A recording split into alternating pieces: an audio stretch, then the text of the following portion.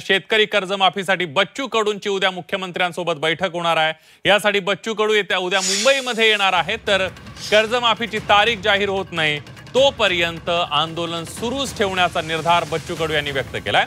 या संदर्भात बच्चू कडूंसोबत चर्चा करण्यासाठी सरकारचं 2 मंत्र्यांचं शिष्टमंडळ नागपूरमध्ये आलं होतं। पंकज भोयर आणि आशिष जयस्वाल यांनी आंदोलन मागे घेण्याची विनंती बच्चू कडूंना केली आहे। तर कर्जमाफीचं आश्वासन महायुतीने दिलं होतं ते पूर्ण करा असं बच्चू कडूंसह सर्वच नेत्यांनी शिष्टमंडळाला ठणकावून सांगितलंय। आंदोलकांसोबत चर्चा केल्यानंतर शिष्टमंडळानं मुख्यमंत्र्यांशी फोन करून संवाद साधला। दरम्यान कर्जमाफीवर बच्चू कडूंसह शेतकरी नेते ठाम आहेत। उद्या दरम्यान 6 वाजेपर्यंत नागपुरातील आंदोलनस्थळ रिकामं करा असे आदेश नागपूर खंडपीठाने दिले होते। कोर्टाचे आदेश घेऊन पोलीस आंदोलनस्थळी आले, त्यावेळेला पोलिसांना आंदोलकांनी परत पाठवलं। पोलिसांसोबत आंदोलकांची बाचाबाची झाल्याचं पाहायला मिळालं।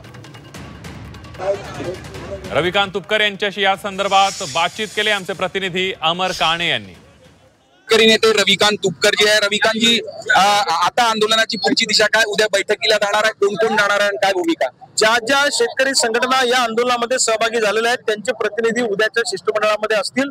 सरकार बरोबर सकारात्मक चर्चा झाली तर हे आंदोलन थांबेल, अन्यथा हे आंदोलन पुढे जाईल। आंदोलन चालू ठेवून आम्ही जातोय।